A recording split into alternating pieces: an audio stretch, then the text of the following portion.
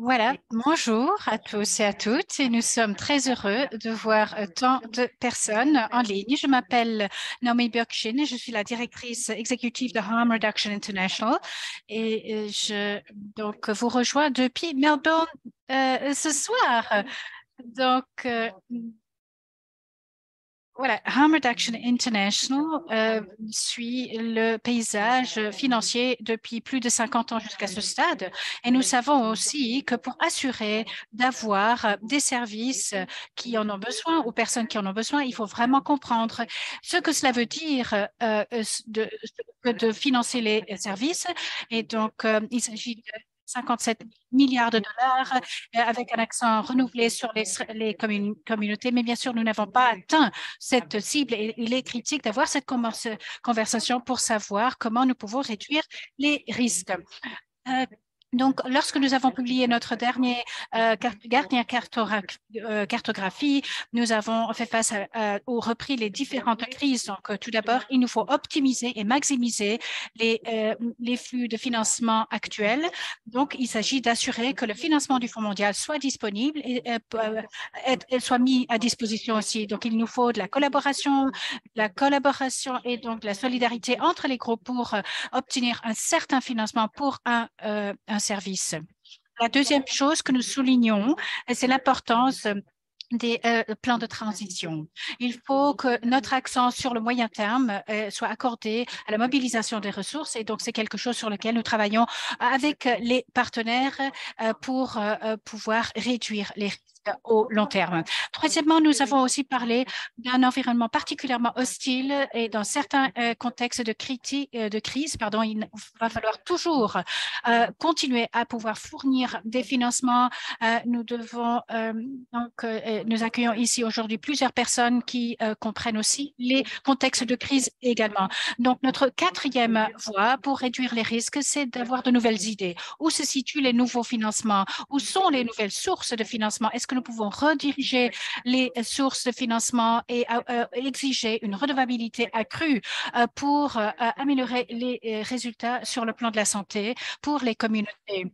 Et je suis vraiment ravie aussi de vous accueillir ici aujourd'hui, d'autant plus que d'avoir des interprètes parmi nous. Donc, j'encourage à tout le monde de parler lentement, beaucoup plus lentement que ce que j'ai fait jusqu'à présent. Donc, l'interprétation va se faire en français, espagnol et russe et vous aurez les enregistrements après le webinaire. Merci beaucoup aux interprètes.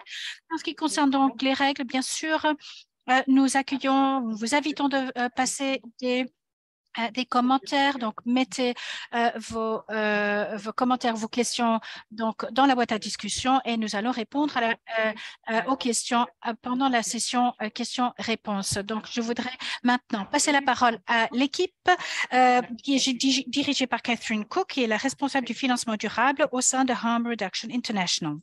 Merci beaucoup. Merci, Naomi. Merci donc de m'avoir présenté. Merci aussi à tous les participants de se joindre à nous.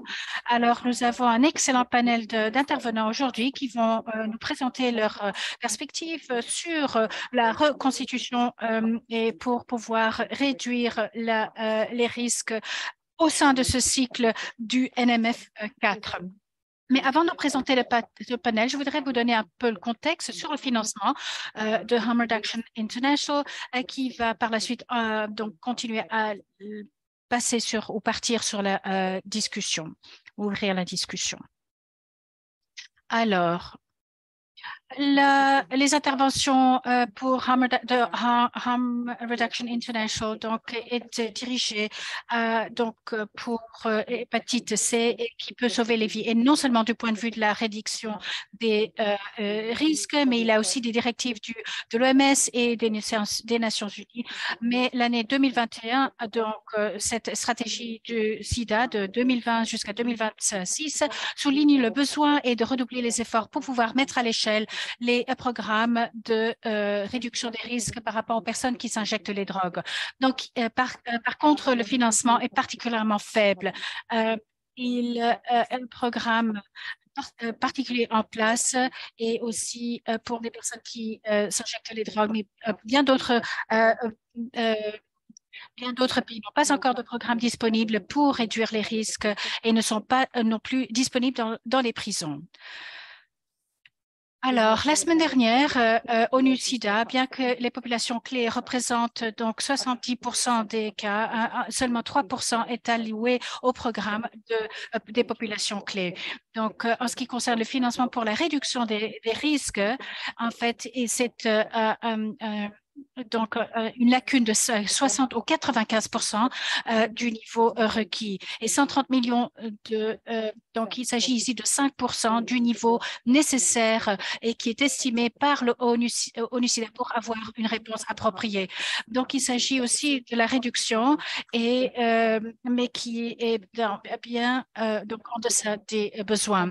Beaucoup de gouvernements et les programmes compréhensifs manquent d'activité. Il n'y a pas de politique ou de mécanismes pour recouvrir les organisations de la société civile ni des ONG. Le gouvernement qui investit dans la réduction des risques doit commenter, mais doivent aussi avoir la volonté politique et qui exige un long processus et demande aussi une intervention ou un plaidoyer de la société civile qui a besoin de financement international. Donc, les bailleurs internationaux continuent de jouer un rôle très important dans la réduction des risques et sur le travail de surveillance depuis quelques années. Le montant investi a réduit. Donc, cette lacune est en train de s'agrandir. Le Fonds mondial est le bailleur le plus important pour les pays à faible et moyen revenu et représente 60% du soutien des bailleurs de fonds. Donc, et parfois, c'est la seule source de financement pour soutenir les programmes.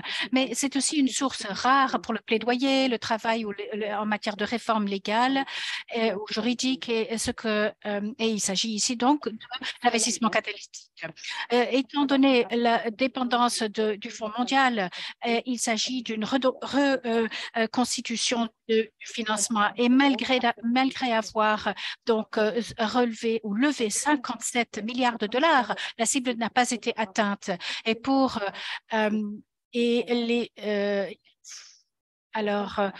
nous parlons ici de la reconstitution des financements pour retravailler les stratégies dont on a besoin pour soutenir les activités. Donc, s'il vous plaît, on vous demande de mettre vos commentaires et vos questions dans la boîte à commentaires auxquelles nous allons répondre pendant la séance questions-réponses. Nous allons aussi partager des liens importants avec vous et on vous demande également de désactiver vos microphones lorsque vous ne prenez pas la parole.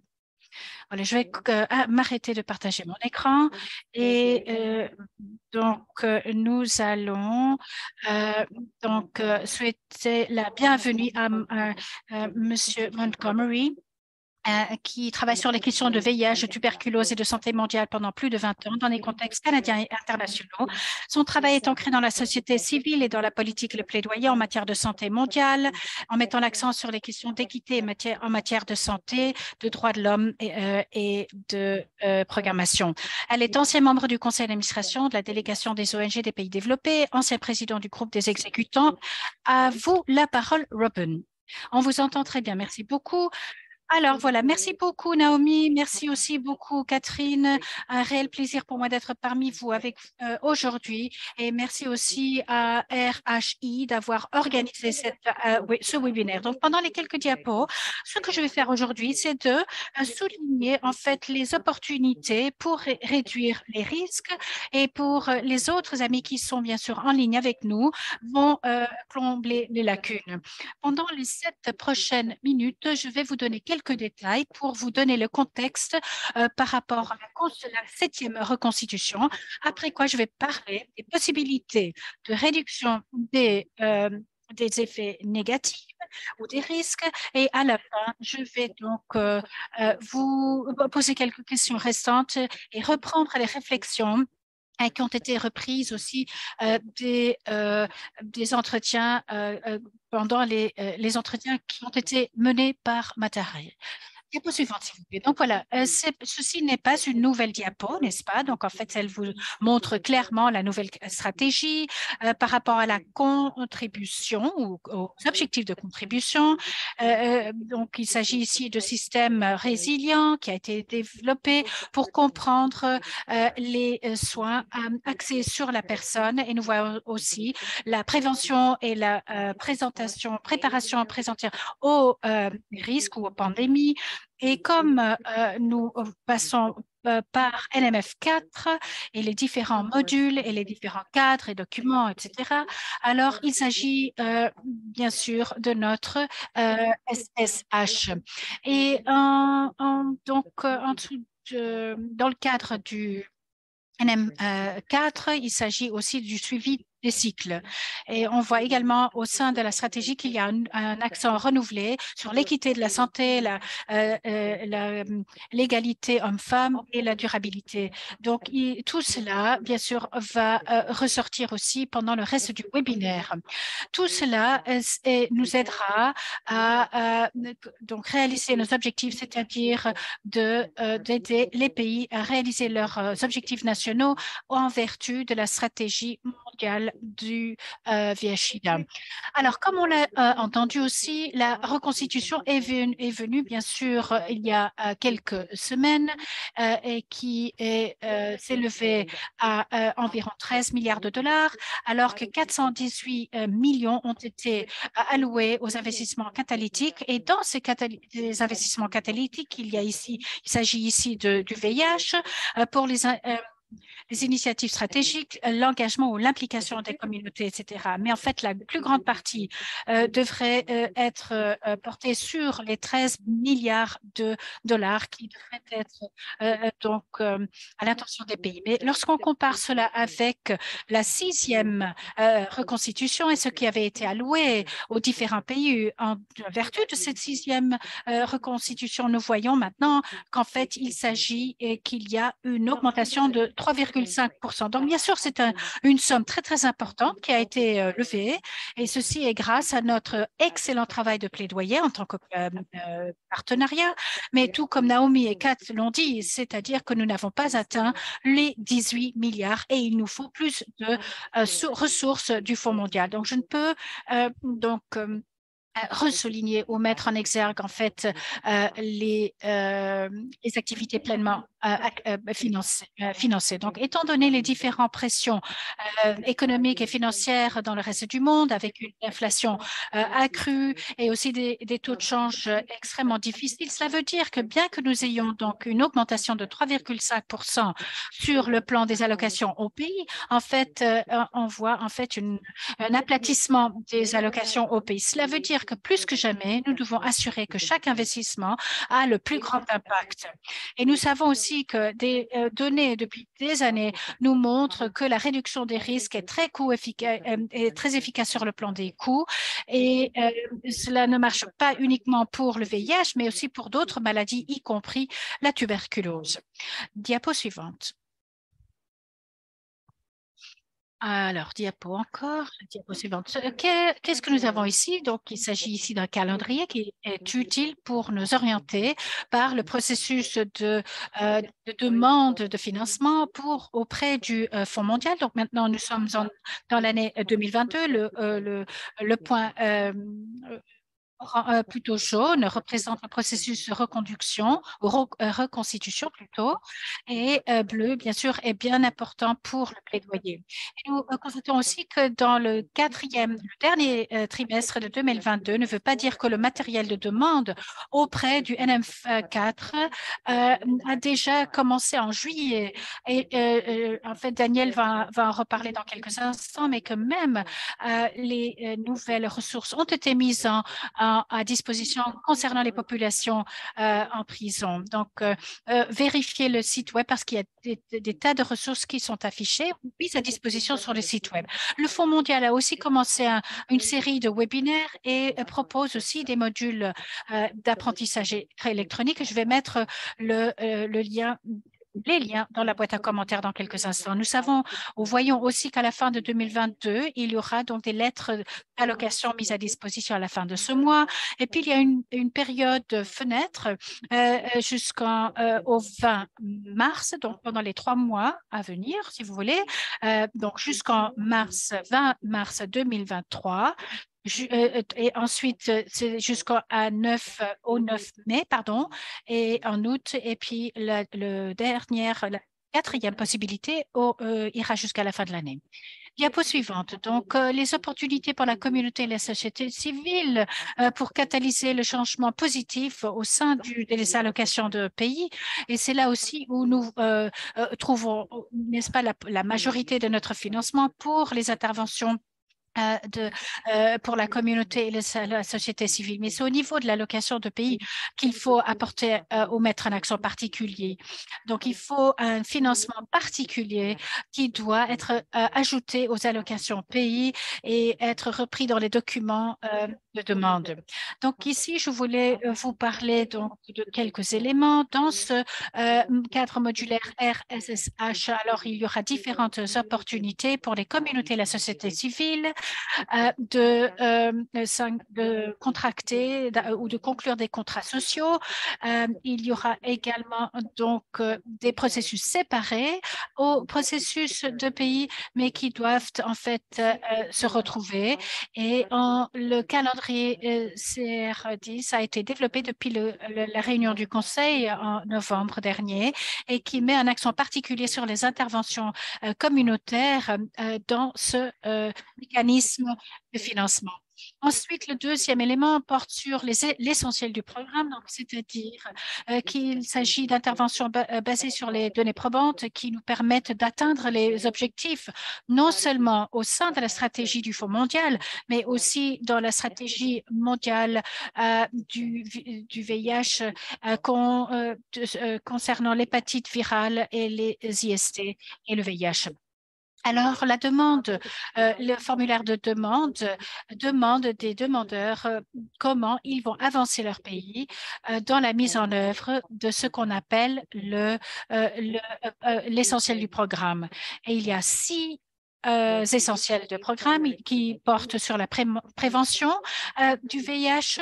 Et c'est là où on dit donc explicitement où se situe la réduction des risques dans la prévention primaire, mais cela se trouve aussi dans le dépistage et le diagnostic qui représente le 2e et 3e élimination de la transmission verticale, 4e le traitement et les soins, et 5 c'est VIH, TB et tuberculose, et aussi les droits de l'homme et l'intervention. Donc, un autre document que je vous invite à parcourir lorsque vous vous préparez pour la demande de ressources, ce sont les critères de pair à pair que vous retrouverez dans l'annexe venant du panel de révision. Et je vais mettre en fait le lien dans la boîte à commentaires aussi parce que c'est un document qui va vous aider à comprendre ce que représente le TRP et ce que recherche le TRP sur le plan des demandes de financement. Il y a aussi une série d'exigences minimales qui est un nouveau mécanisme pour assurer que la communauté maintient un certain niveau en ayant des directives bien spécifiques pour développer le processus, mais aussi pour atteindre l'étape d'octroi de subventions et respecter les conditions de la demande de ressources. Donc, il y a donc des documents très, très importants que l'on retrouve dans l'annexe. Diapo suivante. Alors, très bien. Alors ici, je voulais donc vous donner quelques astuces pour donc faire la demande. Et comme vous le voyez ici, vous devez savoir qui fait partie de votre CCM et il faut rester en étroite collaboration avec le CCM. Ensuite, il faut donc avoir des échanges avec le président de votre CCM et aussi avec les représentants de la société civile et des populations clés parce que cela vous aidera à confirmer la fenêtre de soumission disposition pour la demande de fonds. Il faut rester en contact parce que parfois les dates changent. Vous devez aussi demander à vos CCM, y compris donc les représentants de la société civile et les populations clés, de vous donner donc le calendrier pour avoir des échanges utiles avec les sociétés civiles. Et dans l'enveloppe, les CCM représentent 17%, qui est censé aux échanges avec les communautés. Donc, il existe des fonds pour soutenir une bonne consultation avec les communautés dans les pays pour ensuite, donc, il faut aussi avoir donc des échanges ou des contacts avec vos CCM parce que ce sont les personnes qui sont responsables et qui sont redevables, en fait, qui vont vous aider aussi à participer au dialogue de pays et rester aussi en contact avec vos partenaires techniques pour avoir un soutien supplémentaire. Alors, une stratégie importante qui vous aide à soumettre les demandes, c'est d'aller à sens inverse et d'avoir un plan d'engagement aussi rapidement que possible dans le cadre de vos préparatifs. Donc, commencez à donc faire avec les différentes communautés, les personnes utilisant des drogues et pour les personnes, par exemple, qui ont besoin d'un soutien supplémentaire, assurez-vous d'assurer ou d'intégrer les personnes dans le développement de votre demande de financement. Et sur toutes les communautés qui vivent en dehors des villes ou des capitales dans les pays. Alors, vous devez aussi discuter donc avec les autres populations clés, les alliés et les membres de la société civile, avec les partenaires techniques, et vous mettre d'accord pour identifier donc les priorités les plus importantes. Il y a différentes ressources qui existent et je sais que Daniel va en parler dans quelques instants. Mais il y a donc des ressources très, très utiles, importantes sur le site web du Fonds mondial concernant le MF4. Alors, où il s'agit d'un engagement direct, alors vous devez également donc contacter Input. Ensuite, il y a aussi un engagement nécessaire ou un échange important concernant l'assistance technique que vous pouvez obtenir. Et je sais que les autres intervenants vont également en parler. Mais j'imagine qu'au final, nous devons aussi renforcer notre cas d'investissement, n'est-ce pas? Donc, il faut continuer à générer des données probantes et tirer des enseignements de la part de NFM4 ou de NFM3, pardon, et du C90RM pour informer ou éclairer les priorités, tirer parti de la stratégie du Fonds mondial et aussi des essentiels du programme pour articuler l'impact. Et dans ce cas-là, nous allons pouvoir être en mesure de s'aligner donc sur les priorités. Diapo suivante. Et voilà, je pense que j'en arrive à la fin. Dans notre recherche que nous avons donc fait avec Harm Reduction International, il y a eu 4 domaines principaux, 4 axes en fait, qui pourraient donc conclure mon intervention aujourd'hui. La première partie qui est sortie de ces conversations porte sur les essentiels du programme. Existe-t-il des opportunités pour réaliser ces essentiels, ces éléments essentiels avec un minimum de financement? Une deuxième réflexion porte sur l'annexe communautaire. Donc, comment pouvons-nous tirer parti de cet outil pour un plaidoyer et pour pouvoir défendre la communauté tout au long du cycle de subvention? En ce qui concerne les exigences minimales, ici, nous avons beaucoup parlé au sein de nos conversations qu'il s'agit d'un engagement transparent et inclusif avec les communautés les plus touchées et que cela commence par un accès aux lettres d'allocation. Donc, nous avons vraiment fait un effort pour que ces lettres d'allocation soient mises à disposition sur le site web du Fonds mondial avec des subventions supplémentaires au travers le cycle de subvention. Et enfin, il s'agit aussi d'établir un dossier d'investissement pour la réduction des risques au niveau communautaire en utilisant les données d'impact du NFM3. Donc, c'est le cycle précédent qui va pouvoir nous donner des enseignements. Voilà. Sur ce, je vous remercie. Et je vais maintenant passer la parole à mon collègue ou à mes collègues au panel. Merci beaucoup, Robin, pour cet aperçu très important. Et je voudrais en fait vous dire que la consultation à laquelle Robin a fait allusion, en fait, va être publiée dans les quelques semaines à venir. Donc, nous nous réjouissons de le faire. Alors, je passe maintenant la parole à mon collègue du Fonds mondial. Il y a donc Susan McLean, qui est la responsable euh, du conseillère principale en prévention du VIH du Fonds mondial de lutte contre le sida, la tuberculose et le paludisme. Et a beaucoup d'expérience dans différents pays. Et avec Suzy, il y a Daniel Wolf, qui est conseiller principal en réduction des risques et les droits communautaires et genre. Et avant cela, vous allez certainement le connaître encore, qui était donc directeur de la réduction des risques à l'Open Society Foundation. En fait, les interprètes essaient de vous suivre. Donc, s'il vous plaît, parlez lentement. À vous la parole.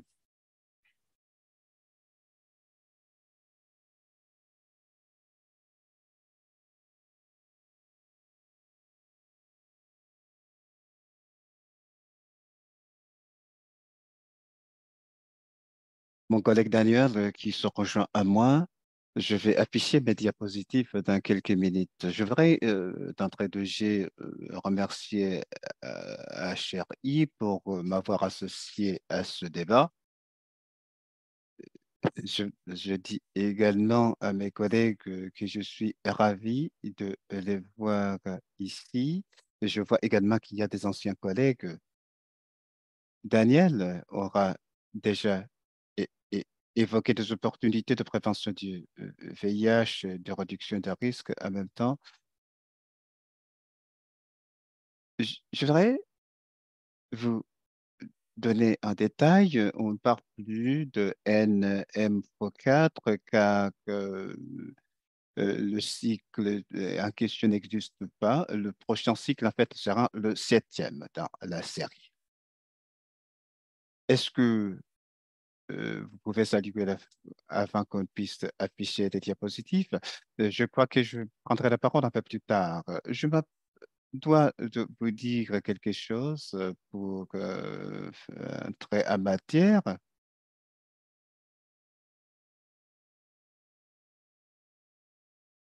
L'un des éléments qui pourrait bien entendu de permettre d'étayer davantage nos propos. Je sais que beaucoup d'entre vous ont contribué à l'élaboration du plan du Fonds mondial qui nous présente de diverses opportunités, effectivement.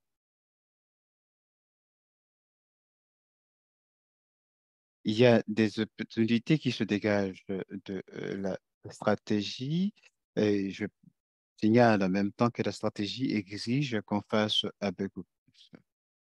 Nous avons beaucoup entendu parler de questions transversales, mais je voulais attirer mon attention à l'objectif de prévention du VIH.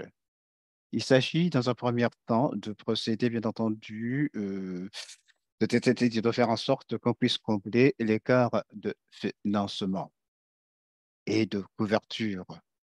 Ça concerne bien entendu le contexte des personnes qui utilisent des drogues. Ça veut dire que beaucoup de personnes devraient bénéficier de services de prévention du VIH. Donc, ceux d'entre vous qui connaissent la carte GPE, le pays, vous serez à même, bien entendu, de serez d'accord avec moi lorsque je constate qu'il y a toujours des écarts et des lacunes importantes. Il y a beaucoup de populations qui utilisent des drogues qui ne bénéficient pas de services de prévention du VIH. Il y a un certain impératif en ce qui concerne l'amélioration de l'accès, et c'est d'ailleurs l'une des considérations qui nous interpelle. Un autre objectif au titre de la prévention du VIH concerne l'extension des services. Nous avons entendu beaucoup parler de différentes modalités de prestation des services, par exemple la possibilité de donner des seringues aux populations. Il y a par exemple la clinique VOT. nous essayons d'avancer une approche qui devrait en fait grandir en ampleur tout en investissant afin de s'assurer que la prévention soit beaucoup plus disponible dans différents endroits, dans les pharmacies, par la voie des services en ligne. Je ne sais pas forcément si on aura suffisamment de temps de parler davantage. Mais quelles que sont les autres plateformes qui pourraient permettre à des personnes qui utilisent des drogues à avoir accès à des services et à ce produit de prévention?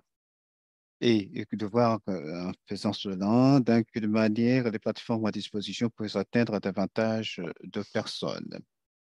On s'intéresse également aux nouvelles technologies qui sont utilisées dans la prévention.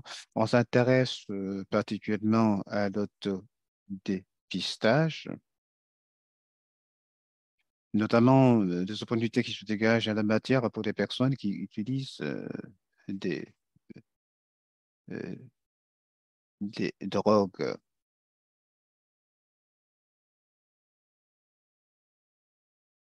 sans oublier bien entendu la prestation des services à l'intention des toxicomanes. Au fur et à mesure que le monde évolue, il y a de nouvelles technologies et cela a des retombées, bien entendu, pour les nouvelles possibilités d'atteindre des populations qui ont besoin de services, qu'il s'agisse des hépatites C ou d'autres pathologies.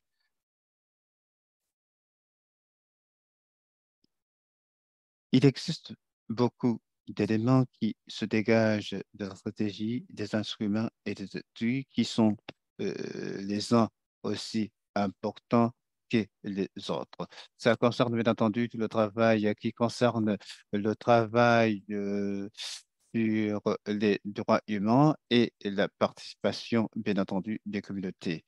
Il y a des opportunités en ce qui concerne la prévention du VIH et cela permettrait donc à nos populations d'avoir davantage accès aux services.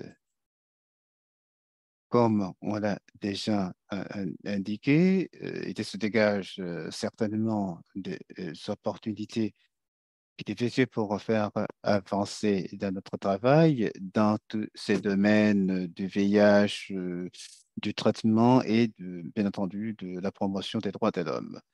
Il y avait une diapositive sur le programme essentiel. Il n'y a vraiment pas de surprise par rapport à ceci. Des personnes qui utilisent un programme VIH.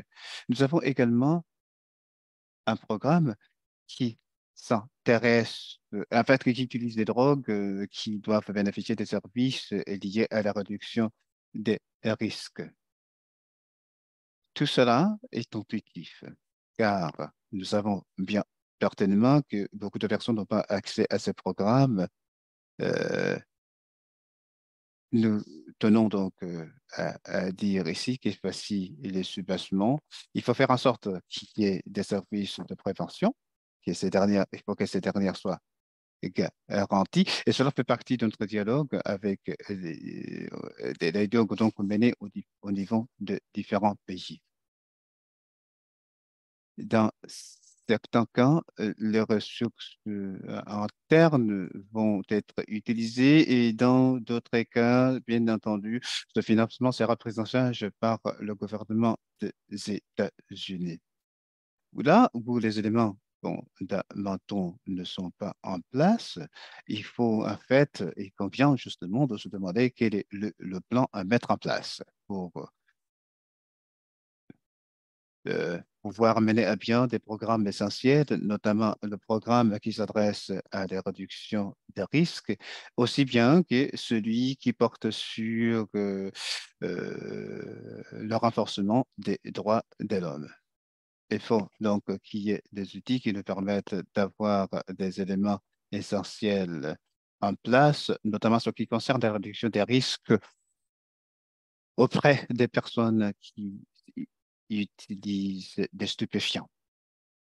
Il faut donc, pour cela, bien entendu, songer peut-être à des efforts déployés pour obtenir davantage de ressources. Je voulais en fait évoquer d'autres éléments qui se tendent sur cela.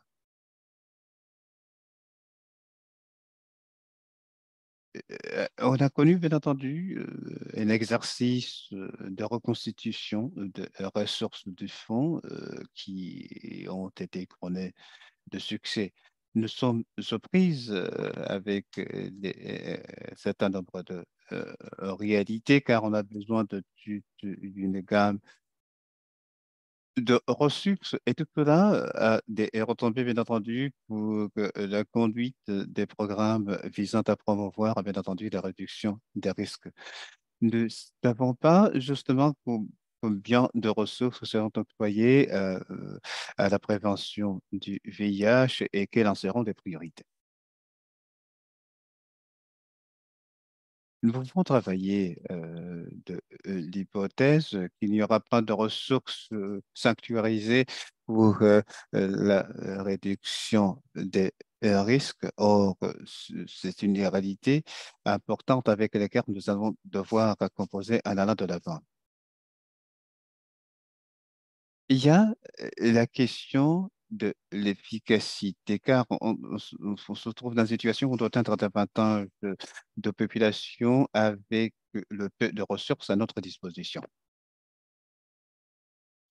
Je voulais attirer votre attention à la mise à disposition de ST. Ce sont des services OST sont honorés. On cherche à atteindre davantage de personnes, or les ressources font défaut face à cette situation. Nous allons devoir travailler avec des intervenants au niveau des pays pour avoir davantage d'efficacité.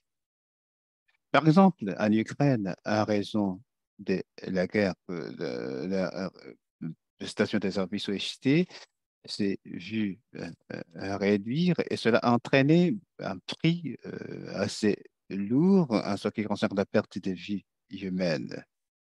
Une approche de prestation de services qui repose sur de ressources nous a incité à développer de nouvelles approches dans différents pays. Et ça, c'est une évolution importante. Il y a des opportunités qui se présentent, selon lesquelles on devrait mettre à disposition davantage de ressources ST. L'une de solutions pourrait passer par des approches de prestation de services qui reposent sur un seuil beaucoup plus bas par rapport au seuil actuel.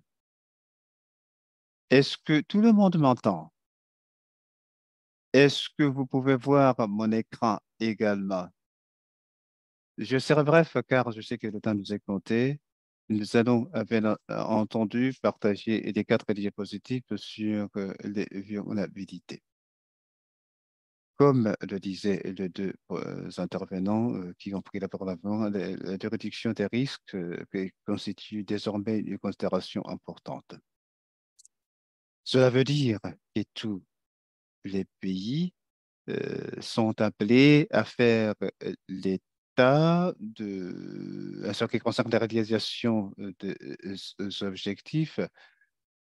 C'est attendu également qu'on puisse faire euh, euh, mettre en œuvre des plans pour ce qui est des priorités.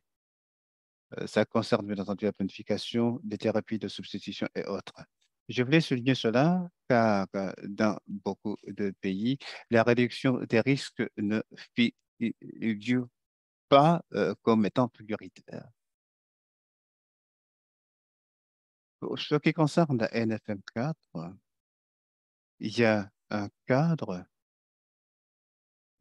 qui est généralement utilisé pour la budgétisation et la planification, s'adressant et des toxicomanes. Mais la terminologie a changé. Mais les personnes qui utilisent des drogues injectables constituent des populations prioritaires. Or, ceux qui utilisent des drogues et leurs partenaires sexuels pourraient également bénéficier des programmes de prévention du VIH.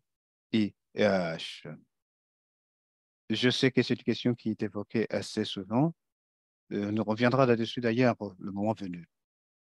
Je voulais vous dire tout simplement que les personnes qui utilisent des drogues ont des armes vertes et donc ceux qui sont concernés travaillent d'arrache-pied pour tirer parti de cette situation au niveau de l'élaboration de leur dossier de demande de ressources. Le programme portant sur les droits humains est essentiel. Essentiellement, il existe quatre domaines, c'est-à-dire la levée des barrières qui entravent la prestation des services dans le domaine des droits de l'homme. Et ensuite, il faudra faire en sorte que les droits de l'homme soient intégrés dans des programmes de prévention du VIH. On parle des services des droits de l'homme. Qu'est-ce que cela veut dire?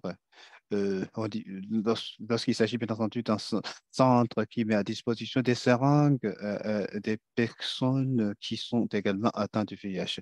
Il s'agit également d'augmenter l'accès à la justice. Et dans beaucoup de pays, l'accès à un avocat ou à des services parajuridiques pourrait s'avérer essentiel, bien entendu, à la réussite de programmes de prévention du VIH. Il nous appartient de reconnaître cela. Et enfin, le plaidoyer, y compris les efforts de plaidoyer menés par le comité pour lutter contre des lois injustes et néfastes.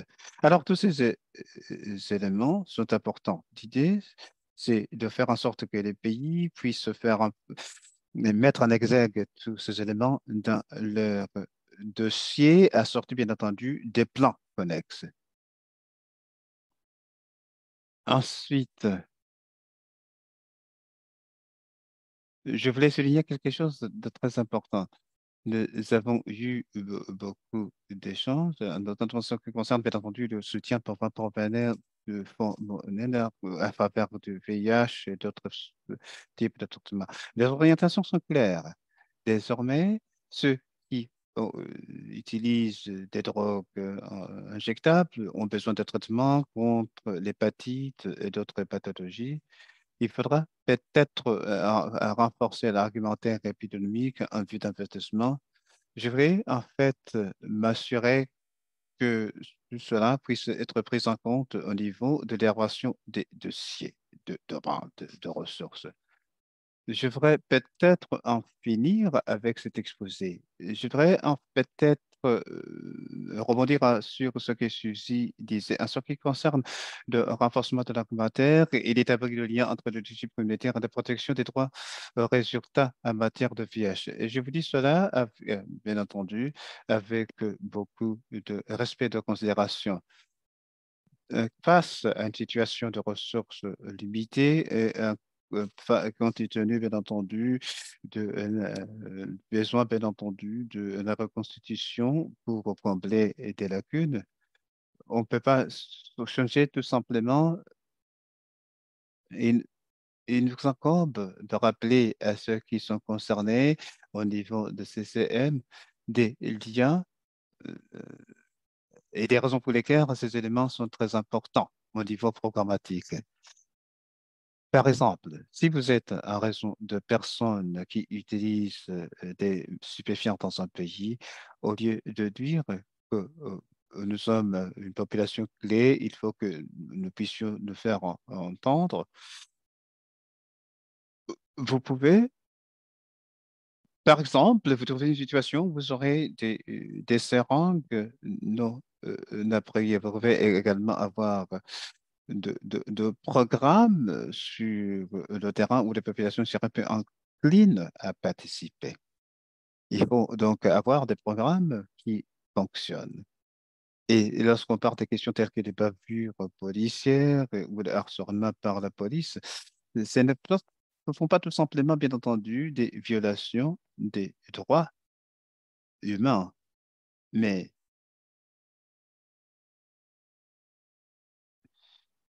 si, par exemple, on songe à l'expérience de femmes qui utilisent des drogues, eh bien, ces dernières sont moins inclines, bien entendu, à utiliser des seringues. Par exemple, la plupart des personnes qui ont été incarcérées ont connu, bien entendu, des perturbations en ce qui concerne leur programme de prévention du VIH.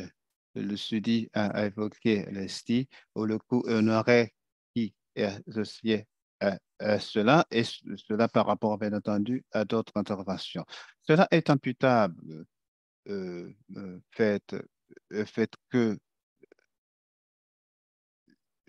cela permet, bien entendu, d'augmenter la possibilité aux populations de vivre pleinement leur vie.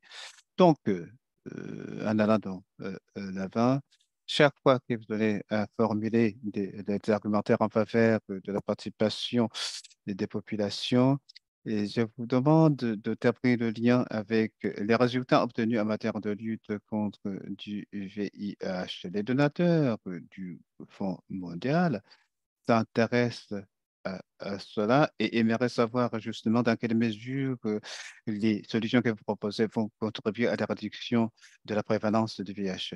Je voudrais en fait marquer là, je sais que mes collègues vont vous parler davantage de l'assistance technique. Je vous dis tout simplement que le dernier cycle de financement reposera bien entendu sur des outils favorisant la participation des communautés et mes collègues vous en parleront davantage. Et sur ce, je passe le micro et j'arrête de partager mon écran. Merci Daniel pour ces enseignements ô combien édifiants sur les trousses d'outils disponibles. Nous passons ensuite à Francis Jeff, coordinateur régional des personnes qui utilisent des drogues en Asie. Il est activiste qui travaille dans la zone d'Asie depuis des décennies. Nous nous félicitons bien entendu de l'avoir de notre aujourd'hui. Et sur ce, je passe la parole. Merci beaucoup, Catherine et Naomi et l'équipe Ham Reduction International pour m'avoir donné la parole pour parler des personnes qui utilisent des stupéfiants en Asie.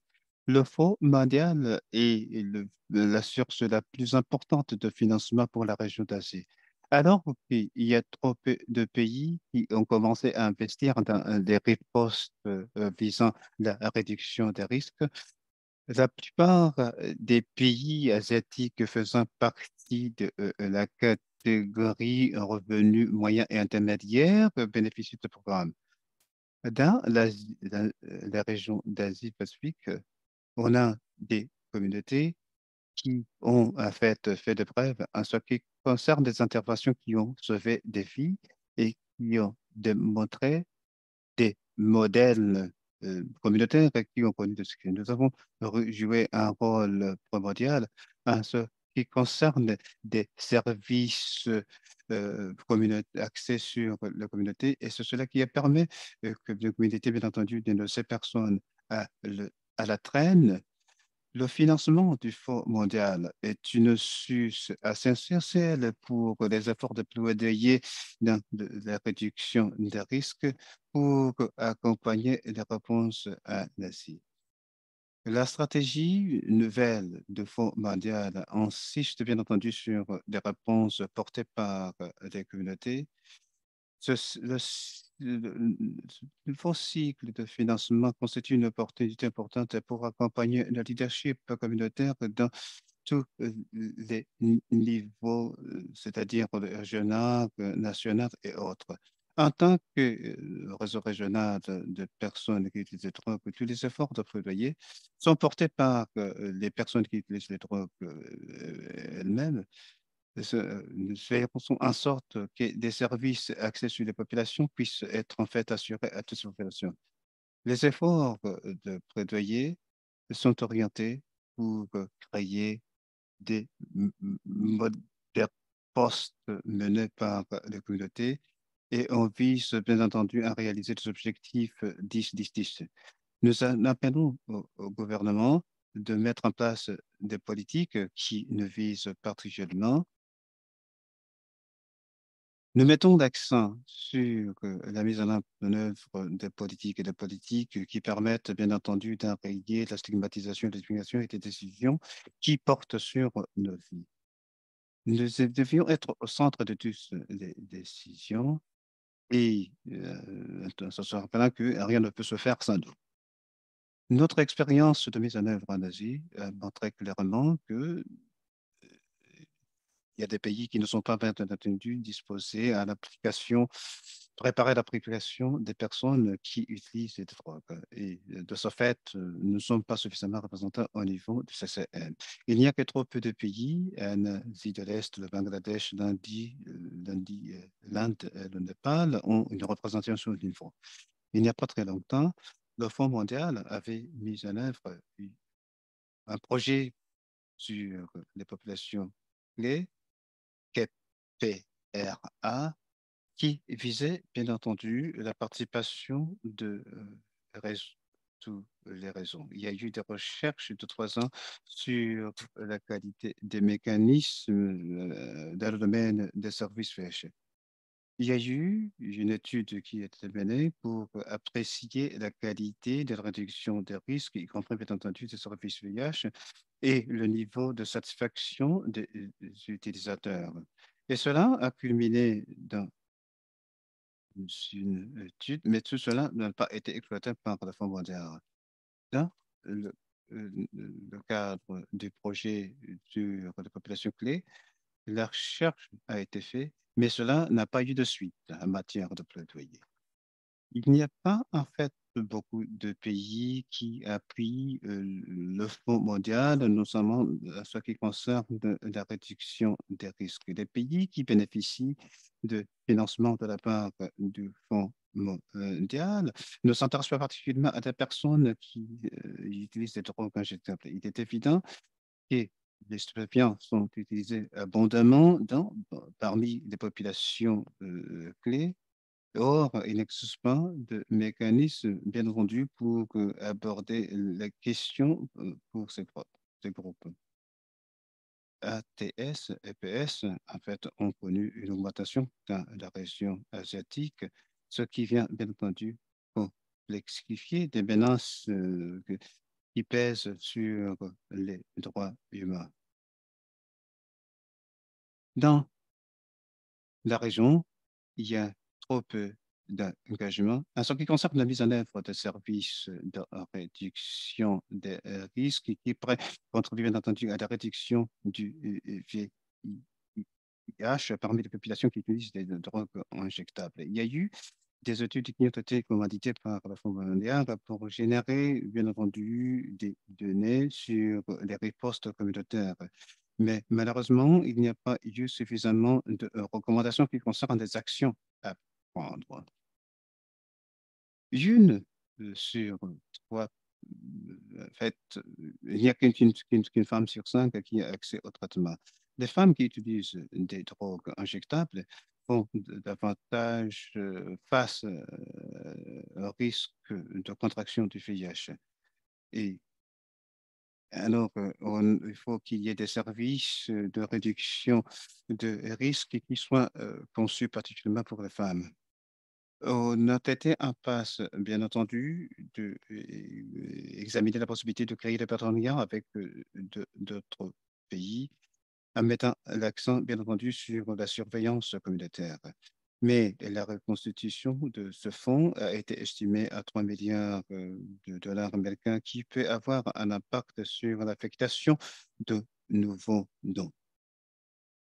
Les euh, fonds, euh, les dons multipartites ne permettent pas, bien entendu, d'y parvenir. Nous sommes en passe de procéder à une cartographie qui nous permettrait de voir si le CLM a été mis en œuvre ou initié dans différents pays.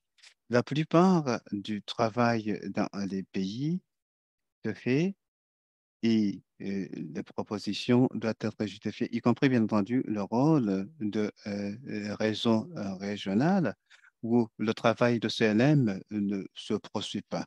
Un autre défi important, c'est de savoir qu'il n'y a pas suffisamment d'organisations qui ont la possibilité de travailler au sein de la communauté avec toutes les capacités nécessaires.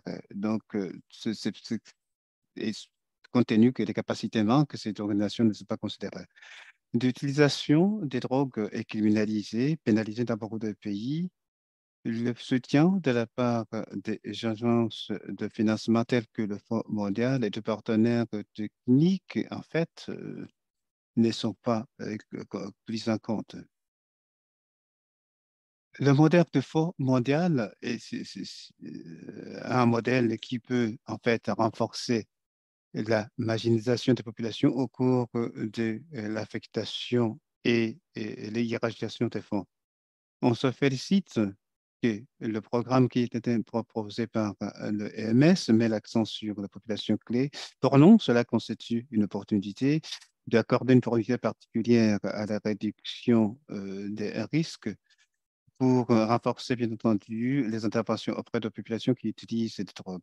Nous demandons donc au Fonds mondial, à d'autres agences concernées, de faire en sorte que la réduction des risques euh, puisse être traduite de sorte à renforcer le financement en faveur de la réduction des risques dans différents pays et de pouvoir, bien entendu, diffuser des messages beaucoup plus clairs en direction des décideurs pour leur dire justement que la réduction des risques pourrait avoir un impact sur la réduction de la propagation du VIH.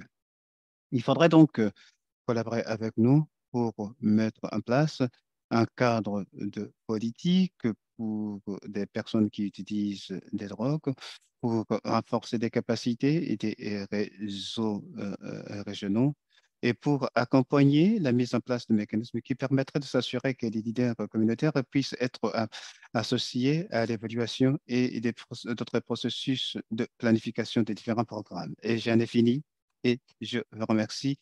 Et je vous remercie donc tout à remercier Richard de m'avoir accordé la parole. Merci, nous sommes très contents que vous ayez pu prendre la parole. Merci beaucoup d'avoir souligné le fait qu'il faut inclure les personnes qui consomment des drogues dans les stratégies. Donc maintenant, nous passons à ONU-SIDA. Donc je vais présenter Iris Semini, qui est la directrice de Impact national et régional, pratique du financement équitable, qui se joint à nous aujourd'hui. Et dans son rôle, elle coordonne et oriente le programme d'appui technique et l'engagement avec les équipes d'appui régional et les pays sur les investissements stratégiques et le financement durable. Je vous passe la parole. Merci beaucoup aux collègues de Harm Reduction International de nous avoir invités à ce webinaire qui est absolument nécessaire. Je suis d'accord avec Suzy et les autres collègues que peut-être que nous allons en fait avoir besoin de continuer de poursuivre les discussions et les thèmes qui sont sortis. Donc, je vais être un petit peu différente peut-être.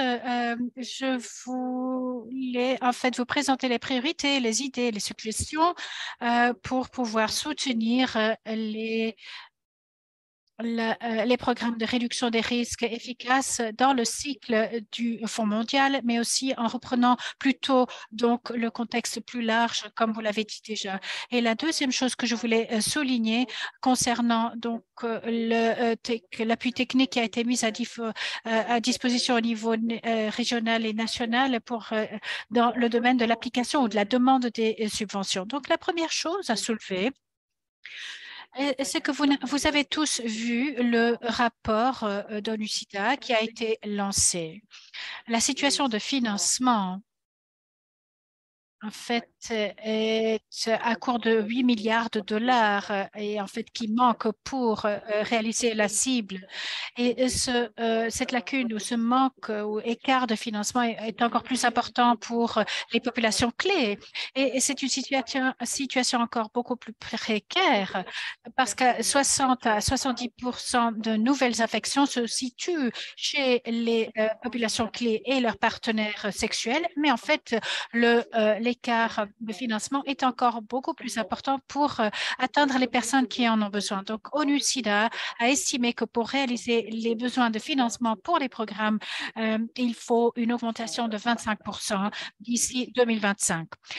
Donc, c'est quelque chose qui se passe dans un contexte très difficile, un contexte international très difficile. Nous avons bien sûr l'impact de la COVID-19 qui continue dans les pays à faible et moyen revenu, aussi l'impact de la guerre en Ukraine, l'inflation est élevée, les prix élevés des aliments, etc. Et il y a aussi la crise de la dette pour les pays à faible et moyen revenu également. Donc, en fait, il s'agit c'est-à-dire que les attentes pour les pays qui ont besoin de ressources domestiques sont très difficiles ou nationales. Et les pays font face à des choix très, très difficiles, des contraintes importantes où, en fait, il sera beaucoup plus difficile de réaliser les objectifs. Donc, c'est ici qu'on dit qu'il faut donc investir dans les programmes en matière des populations clés pour réduire les risques, mais notre argument est tellement bien documenté et renforcé qui montre justement l'importance de l'impact plutôt concernant donc l'investissement dans les programmes VIH/SIDA. En ce qui concerne les programmes de réduction des risques, nous savons que cela marche, nous savons que c'est efficace parce que ça a été prouvé dans les pays à revenus élevés et que nous pouvons même atteindre un point où on peut contrôler la transmission des risques en fait. Et cela montre que la couverture insuffisante des programmes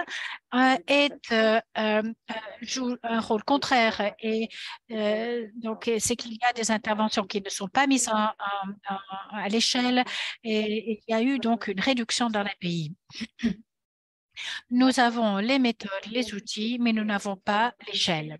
Et ceci est partiellement à cause donc des décisions de politique, des coûts, du financement. Donc, je pense que lorsque nous envisageons et lorsque nous allons avoir des discussions au niveau national, il faut voir ce qu'on peut présenter en tant que pratique de réduction des risques.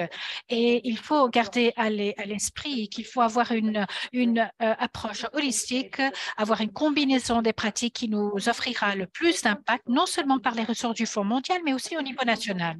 Et c'est l'une des exigences du Fonds mondial, n'est-ce pas? C'est-à-dire qu'il faut montrer l'impact au niveau des plans stratégiques bien budgétisés, bien développés pour orienter les choix en matière d'affectation de ressources.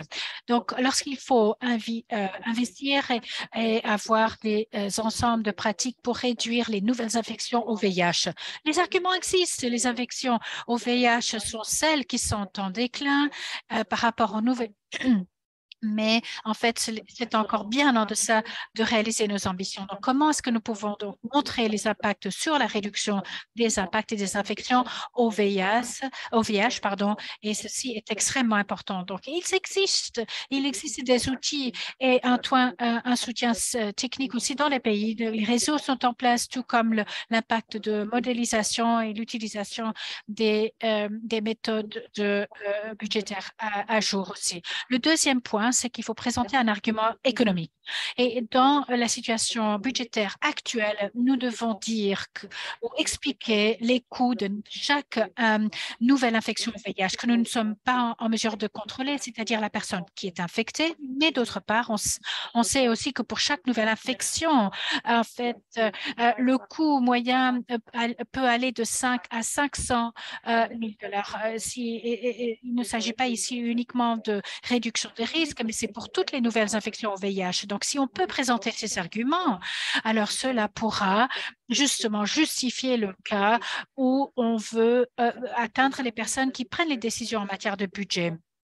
Donc, il est important que la santé, les impacts sociaux sont soutenus ou en fait sont accompagnés par les impacts économiques. Il faut les prendre dans leur ensemble pour pouvoir avoir un impact sur le budget sanitaire. Et les ministres de la Santé et les autres doivent comprendre que si on investit maintenant, alors cela pourra débloquer un financement plus tard à d'autres fins. Donc, les épidémies, les problèmes de santé, etc., sont également identifiés ou caractérisés par un aspect économique. Le troisième point que nous voulons aussi présenter est celui qui porte sur l'argument l'ont dit qu'il faut prendre un choix sur le plan des interventions. Et nous savons qu'avec le financement, nous savons comment il est alloué et comment il était dépensé, n'est-ce pas? Donc, il ne s'agit pas uniquement de la somme, mais aussi du moyen d'allocation. Et il faut trouver donc financer les programmes menés par les communautés pour pouvoir réaliser les objectifs. Il ne s'agit pas uniquement d'efficacité. En fait, il faut éviter de penser en fait, les stratégies ou plutôt les activités qui sont menées par la communauté ne sont pas forcément les moins chères, mais elles sont les plus efficaces. Ce n'est pas donc financé suffisamment bien pour avoir un réel impact sur la communauté, mais nous ne savons pas non plus ce que représente le coût la plupart du temps. Et ce qu'ONUCID fait actuellement, c'est de travailler avec beaucoup de partenaires et d'organisations de la société civile pour mettre en place des méthodes qui aident les communautés à réagir et à budgétiser les actions qui assurent une rémunération juste et qui estiment les ressources nécessaires pour mettre en œuvre une réaction ou des réactions utiles. Il faut aussi revoir les méthodes de livraison ou d'affectation du financement pour rendre les activités ou les interventions plus efficaces. Et il faut donner aussi un soutien pour estimer les besoins budgétaires pour en fait bien estimer le coût de tous les programmes qui sont mis en œuvre. Donc, du point de vue de Lucida et en ce qui concerne le soutien technique, il s'agit de soutenir les organisations communautaires à participer non seulement au niveau des CCM et des dialogues de politique, mais aussi concernant la contribution technique pour avoir des interventions solides et qui puissent donc soutenir la demande de pays donc pour le Fonds mondial. En ce qui concerne l'efficacité, et ce qu'on voulait aussi souligner de la part ou du point de vue de NUCIDA, c'est que les réponses ou les réactions communautaires ont montré l'importance des plateformes pour le VIH, pour mettre en œuvre aussi les programmes en matière de COVID-19. Donc, les réponses ont bénéficié au-delà du VIH. C'est encore un autre argument très, très fort pour la demande de financement auprès du Fonds mondial parce que nous pouvons atteindre les personnes qui ont été laissées pour compte, qui sont marginalisées et bien sûr parce que cela touche les populations au-delà du VIH. C'est encore un point très important à soulever qui soutient donc la demande de financement auprès du Fonds mondial. Une composante supplémentaire, et comme l'a dit Daniel aussi, c'est qu'on prend en compte le coût unitaire qui devient prohibitif lorsqu'il s'agit de la demande de financement. Il faut investiguer davantage et les collègues de ONU-SIDA peuvent donner un soutien technique pour voir exactement ce que représente le coût. Si c'est au niveau politique, bien sûr, les communautés savent au mieux comment un changement politique peut mener à une réduction du coût et peut rendre les médicaments moins élevés. Et nous l'avons vu au niveau des forces sécuritaires en Ukraine. Donc, pendant la COVID, à nouveau, avec les nouvelles interventions que nous avons en place, alors on a pu faciliter l'accès et on a pu identifier aussi les programmes à plus grande échelle. Donc, les bailleurs de fonds ne financent pas non plus tous les services offerts, mais aussi les exigences et les demandes d'organisation de la société civile pour mieux comprendre les moteurs principaux. Mon dernier point, donc,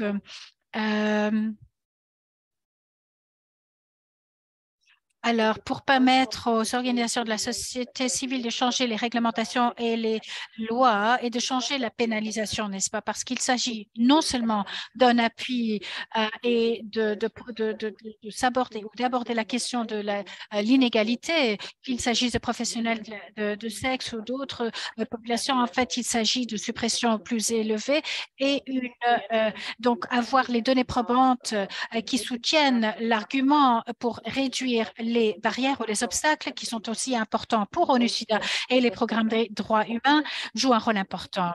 Donc, il y aura des discussions très difficiles dans les pays, n'est-ce pas, concernant les priorités, etc. Mais plus on a les données probantes, les données factuelles, bien que cela soit ou cela fasse partie des programmes essentials, alors il faut continuer à développer ces arguments pour donc soutenir les programmes en matière de réduction des risques. Tout dernier élément, donc bien sûr parce que je travaille dans le développement, dans le finance équitable, c'est les contrats sociaux. Et je voulais relever un concept, c'est-à-dire l'intégration des CSO, des organisations de la société civile, dans la prestation de services, dans les achats et la couverture de santé universelle et aussi dans les instruments financiers.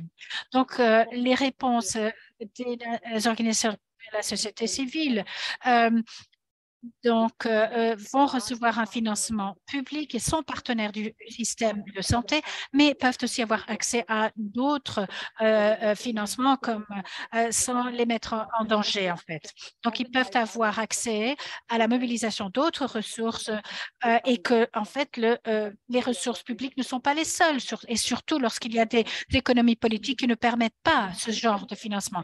La Banque mondiale estime qu'au moins un pays sur trois ne va pas avoir le financement national nécessaire pour investir dans la santé à cause de la crise financière. Mais cela ne veut pas dire que nous ne pouvons pas faire les changements réglementaires et juridiques nécessaires. Et ceci est encourageant.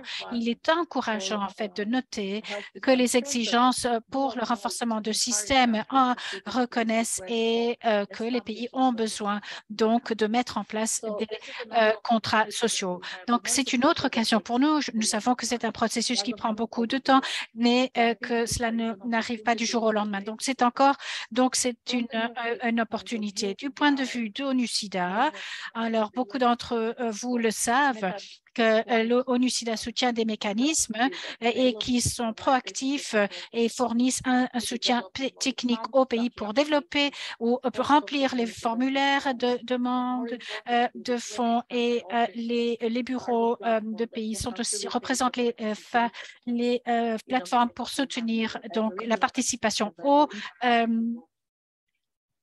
au niveau national. Je vais m'arrêter là. Je vous remercie de m'avoir écouté, pardon, et je me réjouis aussi d'avoir des discussions ultérieures.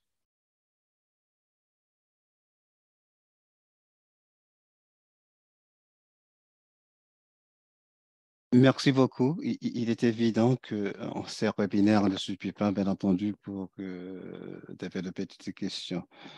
Notre dernière intervenant, c'est Gan Papa, et directeur exécutif d'une association de harm reduction. Il a travaillé, bien entendu, dans le domaine de financement durable en faveur, bien entendu, des services pour les personnes qui utilisent les stupéfiants. J'espère que vous pouvez me voir. Je vais m'efforcer d'être aussi rapide que possible. Je, je suis ici donc pour vous faire part d'un certain nombre d'éléments qui nous interpellent lorsqu'on pense, bien entendu, à la réduction des risques dans le cadre du Fonds mondial. C'est devenu un plus de la COVID en Europe, en Asie centrale. Nous avons désormais cette guerre russe contre l'Ukraine, à la suite de laquelle des milliers de personnes ont perdu leur ménage. Et c'est un problème qui concerne des milliers de personnes qui se sont réfugiées dans les pays voisins, non seulement en Europe, mais également en Caucasie, en Asie centrale. Ils se sont rendus dans des pays où le financement de la réduction des risques reste en suspens. C'est le cas, bien entendu, du sud de l'Europe, la Pologne, la Moldavie, où en fait on apporte du soutien à des personnes faisant partie des populations clés, y compris des réfugiés. Le réseau régional s'est concerté pour réfléchir sur la façon dont on fait face à la guerre. Nous avons un consortium régional et grâce au soutien des mécanismes qui nous proviennent du Fonds mondial, nous avons eu la possibilité de réfléchir sur ce qui allait changer et pour formuler des recommandations clés face à cette urgence. Je me tiens à remercier tous les membres de la famille qui planchent sur la question de la réduction des risques pour nous avoir accompagnés avec le peu de ressources que vous avez pu mettre à notre disposition.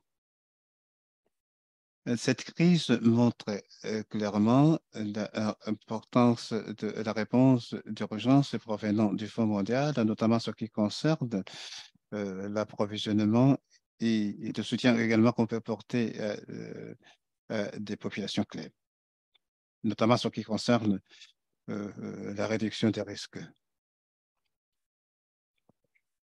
En Ukraine, nous avons déjà commencé à réfléchir ensemble avec, dans le cadre, bien entendu, de projets multi-pays, à songer à des services d'urgence. Vous allez verrez que la réduction des risques ne porte pas tout simplement sur la prévention du VIH, mais ça concerne également le logement, des soins de base et tout le soutien humanitaire dont les populations ont des besoins. Et dans le cas de l'Ukraine, ça concerne également les groupes électrogènes et bien entendu le souci de lutte contre les violences sexistes. Ensemble avec d'autres partenaires, nous menons à bien des programmes de fonds mondial portant bien entendu sur la riposte au VIH et à la tuberculose, sans oublier bien entendu d'autres efforts humanitaires. Il s'agit bien entendu d'un travail culien qui est mené en Ukraine et nous espérons que nous bénéficions davantage de soutien à l'avenir. S'agissant de la question de genre, il y a eu des commentaires de la part d'Européennes là-dessus. Il m'appartient pourtant de souligner le fait qu'on assiste actuellement au fait que les partenaires au niveau des pays, des médecins, du ministère de la Santé, se doivent d'apprendre à partir de nous en tant que spécialistes communautaires euh, c'est-à-dire de tirer parti de certaines expériences concernant des connaissances essentielles sur l'égalité des sexes et des genres et des services qui sont sensibles à la question spécifique tout en appréciant l'importance des droits humains.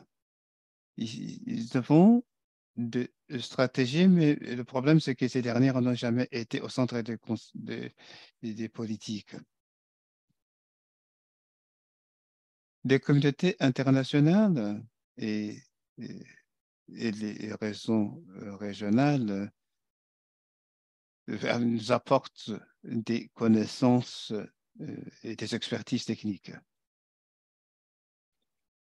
Grâce au fonds HealthGen et RobotCore, PepFund, nous avons bénéficié des expertises techniques et nous avons ainsi pu glaner beaucoup de connaissances, notamment en ce qui concerne la réduction des risques. Et tout cela pourrait être bien entendu pris en compte au niveau d'une proposition nationale des propositions nationales qui existent, qui sont en train d'être mises en œuvre dans différents pays. Et ça tient compte, bien entendu, compte de l'évolution de besoins de population. Il figure, bien entendu, des outils, des panoplies d'outils s'adressant, bien entendu, des utilisateurs de drogues injectables, et de ceux qui ne les utilisent pas. Ça concerne également des services de santé mentale, des soutiens juridiques et parajuridiques que nous avons déjà pilotés dans différents pays. Tout cela est possible et d'ores et déjà, il existe des capacités à ce sujet au sein des communautés. Nous avons des machines de vente, des seringues, des services de conseil par les pairs. Il y a également des abris pour les rescapés de la violence sexiste, des services de suivi assurés par la communauté, c'est-à-dire donc la surveillance des services de santé et sociaux. Nous avons des services sociaux s'adressant à des femmes, des enfants, à d'autres populations. Je suis passé très rapidement sur ce diapositive. L'idée, c'était pour vous dire que toutes ces ressources sont disponibles et mises à la disposition de nos communautés. Et j'espère que dans d'autres régions, que les populations qui utilisent des drogues, en fait, pourront tirer parti de ces ressources de sorte à permettre aux communautés de venir à bout de leurs problèmes. La description de la proposition est très courte. La spécificité de cette intervention dans la plupart des documents internationaux, au-delà bien entendu du Fonds mondial, par exemple FUNOAP et d'autres agences pourraient devenir des agences principales qui porteront certaines interventions. Je vais maintenant porter mon autre casquette. Nous avons une association qui est présente à- dans la zone eurozotique, qui repose bien entendu sur la participation communautaire. J'ai besoin de vous dire qu'il existe énormément de ressources complémentaires qui sont disponibles et puis pour vous apporter un soutien technique.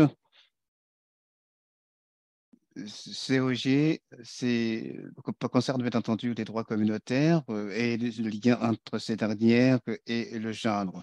Il s'agit bien entendu d'organiser les communautés pour les constatations et d'assurer la coordination en vue des propositions.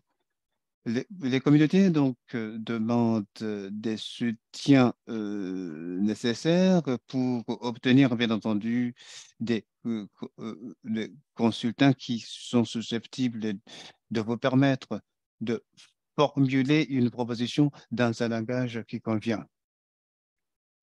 Voilà donc pour ce qui est de soutien technique qui convient d'appliquer. Donc ce qui est du calendrier, il y a une certaine urgence. Actuellement, ce programme se veut accéléré. Il faut avoir ou se donner au moins 4 mois pour élaborer le dossier de demande et obtenir un consultant qui peut vous aider avec des aspects logistiques. Pour adresser son dossier à la deuxième fenêtre, il faut se doter de ressources nécessaires pour favoriser le dialogue au niveau communautaire et pour que ces dernières puissent avoir à son mot à dire en ce qui concerne l'élaboration de certains éléments du dossier. Voilà donc les étapes qu'il va falloir prendre.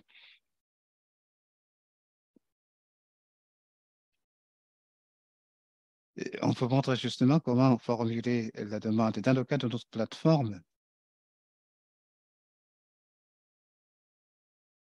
lorsque vous vous adressez à moi directement ou à la personne qui coordonne ce travail,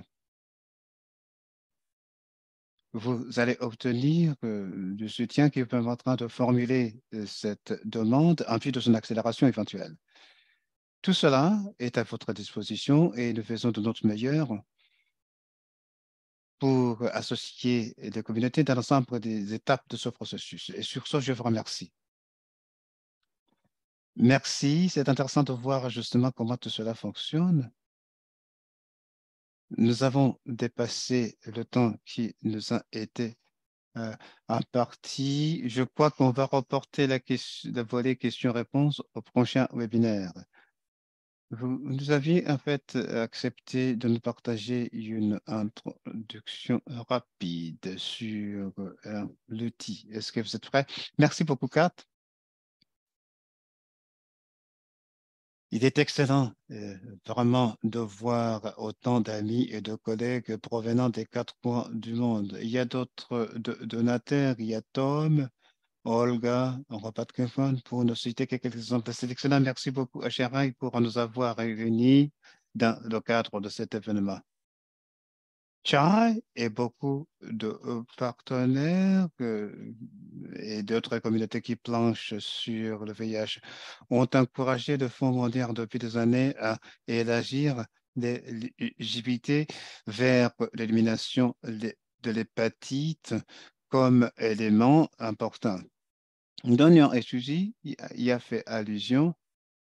C'est une première opportunité explicite qui pourrait vous permettre au pays, bien entendu, d'obtenir des ressources supplémentaires au titre de l'hépatite C et autres, au-delà, bien entendu, de la co-infection VIH. Et notamment, dans la note d'information sur le VIH à laquelle fait allusion ici, ça concerne, bien entendu, la vaccination contre l'hépatite C, le dépistage de l'hépatite, la prise en charge du VIH parmi les populations qui utilisent des drogues injectables et des populations cascales. Ça concerne bien entendu le VIH, la santé génétique et d'autres services connexes. Et pour la première fois, le Fonds mondial favorise également les tests HPV pour des pays en vue de l'élimination triple du VIH, de l'hépatite B et d'autres pathologies connexes.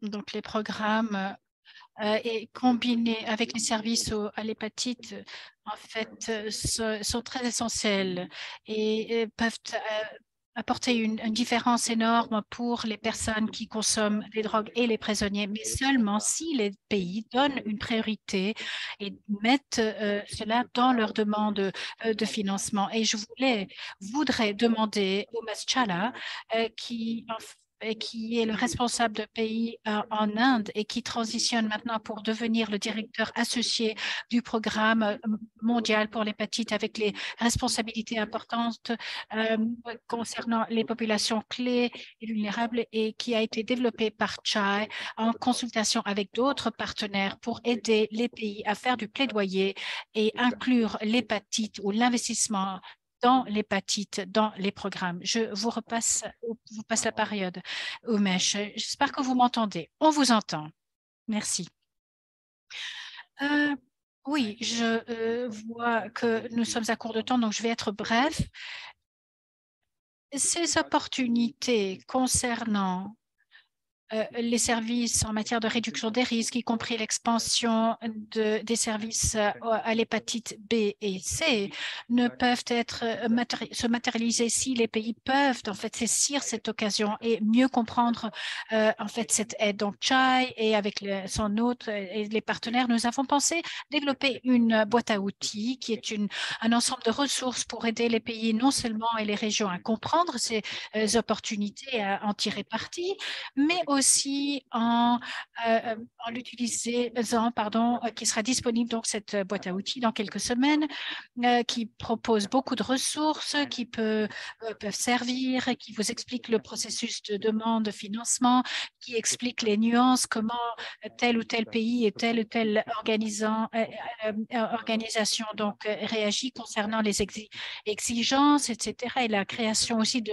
différents documents, formulaires. Donc, cette boîte à outils va donner beaucoup d'informations et aussi d'autres éléments qui peuvent justement renforcer la justification de la demande. Par exemple, le rationnel ou plutôt la logique d'inclure plutôt l'hépatite B ou C, expliquer comment fonctionne le marché, les produits, pourquoi est-ce qu'il est difficile de produire ou mettre à disposition ces produits, etc. Donc, tout cela est contenu dans les documents et on va vous donc mettre à disposition ce document dans quelques semaines et qui sera mise à jour ou affinée selon les commentaires de la part des utilisateurs. Et nous sommes bien sûr tout à fait à même d'inclure vos commentaires. Donc, j'ai essayé d'être aussi bref que possible. Je suis tout à fait à même aussi ou en mesure de répondre à vos questions et nous pourrions trouver un autre moment pour en parler. Merci beaucoup et à vous la parole, Craig. Rien de plus de ma part. Merci beaucoup de m'avoir donné cette occasion, Kat. Merci à vous deux, Craig et Umesh. Excellent aussi d'avoir donc entendu parler de cette initiative de Chai. Je vais maintenant clôturer le webinaire parce que je pense que nous avons eu tellement d'informations riches qui est sorti en fait des intervenants. Désolée de ne pas avoir eu une session questions-réponses, mais je pense que les données, les informations présentées ont été très utiles. Donc, vous serez content de savoir que le webinaire a été enregistré, qui sera aussi disponible en français, espagnol et russe. Et merci beaucoup d'avoir enregistré